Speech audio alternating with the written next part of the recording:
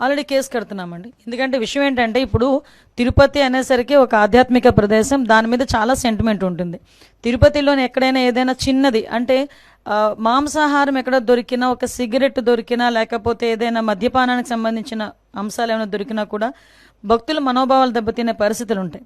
అటువంటి సిచ్యువేషన్స్లో ఒక అబద్ధపు ప్రచారాన్ని నిజం చేయటానికి వాళ్ళు చేస్తున్న ప్రయత్నాలు, సాక్షాత్తు ఇంతకు ముందు ఆ తిరుమల తిరుపతి దేవస్థానం చైర్మన్ చేసిన వ్యక్తి బయటకు వచ్చి ఆ తిరుమల తిరుపతి దేవస్థానం తాలూకా ప్రాధాన్యత, దాని తాలూకా సెంటిమెంట్ తెలిసిన వ్యక్తిగా ఆయన అటువంటి కామెంట్స్ చేసేటప్పుడు ఆయన సెన్స్ పనిచేయాలి, చిత్తశుద్ధితో ఉండాలి.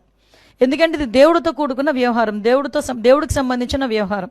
ఇప్పుడు ఏదో మత సంబంధించిన ఘర్షణలు తీసుకురావాలి, ఎక్కడో law and order issues create అవ్వాలి కాబట్టి ఈ రకంగా మనం చేయటం. ఇంతకుముందు మీకు తెలుసు ఒక పింక్ డైమండ్ అని చెప్పి ఒక రకమైన దుష్ప్రచారం చేశారు.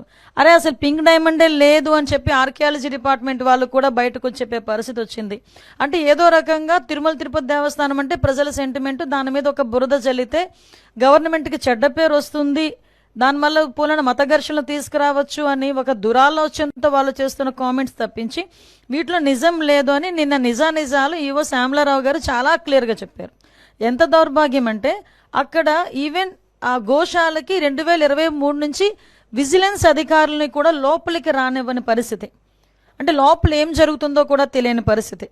అదేవిధంగా కనీసం ఆవులకి ఇచ్చే దానాన్ని కూడా కల్తీ చేసి అందులో కూడా కనీసం నాణ్యత లేని దానాలని కూడా పెట్టే పరిస్థితి కనిపించిందని సాక్షాత్తు ఈవో శ్యామలరావు గారు చెప్పడం జరిగింది.